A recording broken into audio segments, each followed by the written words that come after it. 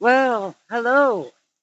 I know I don't usually do a video for my podcast, but I thought I would try it and see how it worked out and see if you guys like it. I'll try to make sure it's not too boring. I mean, the video. Um, I'm in the Healing Gardens today, and if you like it, let me know in the comments. I will also share it on my Clapper, on my TikTok, and all my medias, and hopefully you guys do like it. Today we're going to be talking about having the kind of friends that you really want to have and how you have to be one of those friends to get friends like that. That person that's always there, that the people who drop everything to come and help you out when you need it. The kind that's supportive and doesn't just stop hanging out with you because, well, they think they have better stuff to do. And I'm hoping we can all learn how to be really good friends this week. And we'll see how it goes. And this is probably going to be a little shorter than some of my videos. I mean, my podcast. But like I said, I'm going to try a new format, see how you like it. I'll drop it on YouTube and all the other places I mentioned. And please let me know what you think. So we all have friends that when you need somebody, that's who you call. Well, most of the time, that would be my mom and I. When somebody's in trouble or they need something or just need a little support, it's usually us that gets called, which I'm very happy about. Most of my friends, if I need something, just need to talk, I can call them up and they show up. But I think the reason that happens is because, like I said, when somebody needs something, we're the ones they call. They call us right away, and we do our very best to show up and be there for people. And I think that's why we have such good friends. And that's part of the reason that I think the first part of getting friends like that is being one of those friends. Somebody people know they can call. If you're not supportive to your friends, it's way harder for your friends to be supportive of you. Um, if if every time they call you, you're busy and you don't have, at least a couple minutes to talk and let people know how you're doing, find out how they're doing. Um, you have to be that friend to have friends like that. And I know a lot of people think that their friends are never there for them. They're not very supportive. They're just never there. Well, I think most of the time when your friends are like that, it's because they don't feel like you're the kind of person that they could just call and say, "Hey, I have a need. I want to talk. I have this idea. What do you think? Is this something that you think is okay? Do you agree with this?" Because if you're not that person, they're just not going to call you. It doesn't make any sense. They're going to call somebody else, which means that when you need someone to be there for you and you call them, they're just not going to have the time. They're going to be busy. They're going to have other things to do.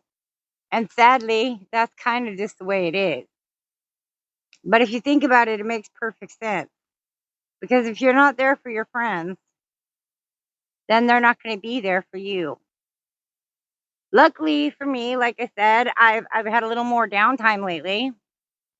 So I have more time to just do my podcast, which is great.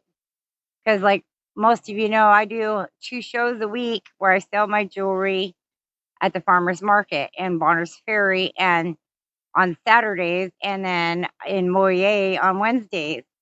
Because, well, that's how I make money to survive on, so that I can do a podcast for fun and for free.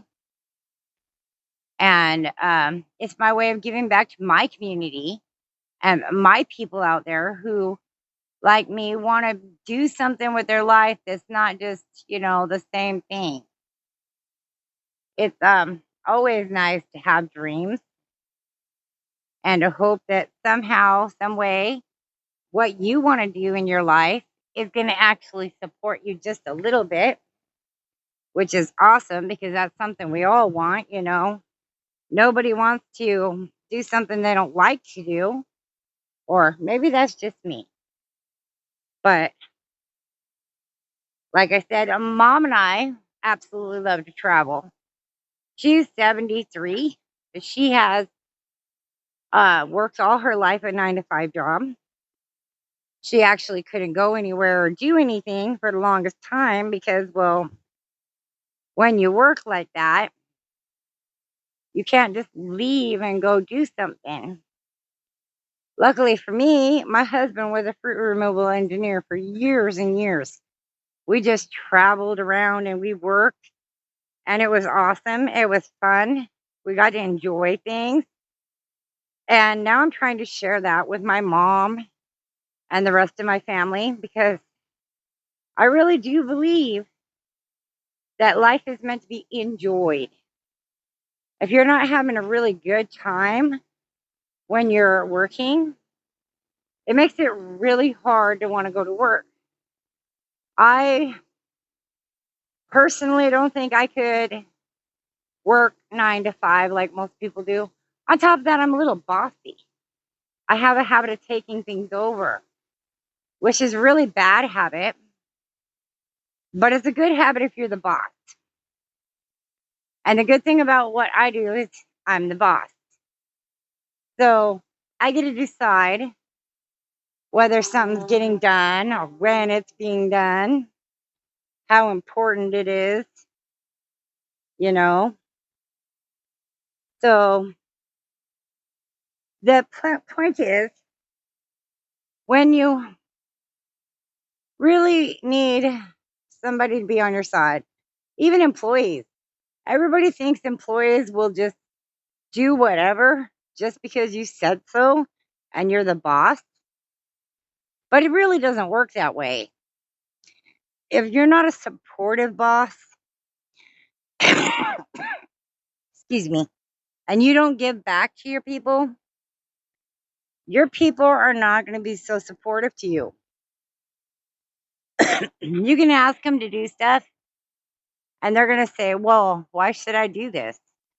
What's in it for me? I know I get paid, but why should I go above and beyond to be a good employee or a good friend to somebody who treats me like a slave or acts like what I do is not all that important? And that is a horrible thing because, like I said, nobody wants to do that if they're not feeling supported or like they're important. So when people are, wanting to do something that seems like it ought to be fun and nice. Oh wow, there was a canoe just went by. That was kind of cool. Um, they want to know that you're supporting them and that you're working together as a team, whether they're your friends, your employees, or whatever, because, well, that's kind of how things work. So if you want to have good employees, you have to be supportive. You have to understand things. One of my friends had a problem with her babysitter. Her babysitter quit and she didn't have anyone to watch the kids. So she talked to her boss and she was like, I'm going to be late because I don't have anyone to watch the kids and I can't get to work until 9. I know I'm supposed to be there at 8, but I can't get there till 9 because I have to find the only daycare place I can find doesn't open up until 9. So she had to take her child to a different daycare place with somebody she didn't know and trust them to be good to her kid. So, that was pretty hard for her. Because if you don't know the place and you don't know the people running it, it really is way harder to just trust somebody you don't know with your child. And her boss was pretty cool about it. He's like, okay, um, why don't you take off until noon today and find somebody to make sure that you have someone to watch the kid until, and so you can get to work on time and work all day and not be worried. And guess what? She's worked at that place for 15 years now. She's now the manager who helps people when they need help, when they're going to be late or they can't make it. And they call and say, hey, guess what? My babysitter quit. And and she is one of their best employees, as I understand it. And I would think that's true because those are the kind of people I want to work for me.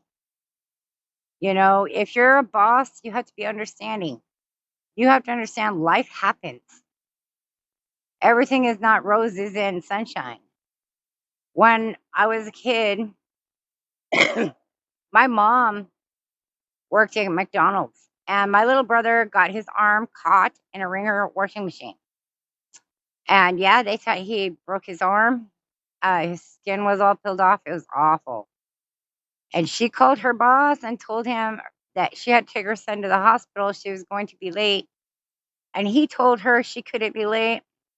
She told him, I don't need your job. And about that, she was right. Because if they can't be a little bit understanding of the fact that life is full of emergencies, your friends are like that too, though. Because if you call your friend up, say, hey, um, I got my car stuck this morning. Can you come give me a pull? Or can you give me a ride? Because I can't wait for the tow truck. Tow truck's going to be 4 or 5 hours. And I don't want to be sitting on the side of the road in the hot sun all day. Yeah, you got to be the type person and that says, yeah, I'll be there. I mean, as long as you don't have something super pressing to do, there's no reason. In fact, that actually happened to us this morning. We had time to go pick up somebody who got their car stuck this morning out on one of the dirt roads on the way into town. So we ran out there to pick them up, and it turned out that somebody else was coming that could actually tow their car out because our car is small and can't. But yeah, that's the kind of friends you got to be. And even though I had an appointment in Sandpoint in an hour and a half, I took time to run it out there and grab them real quick. That's what friends do. And that's part of being there for somebody else so that you can have friends that are like that as well. And yeah, like I said, if you want to be surrounded by people like that, you have to be a person like that. And thank you for listening to the podcast. And I will talk to you next time. Have a nice day.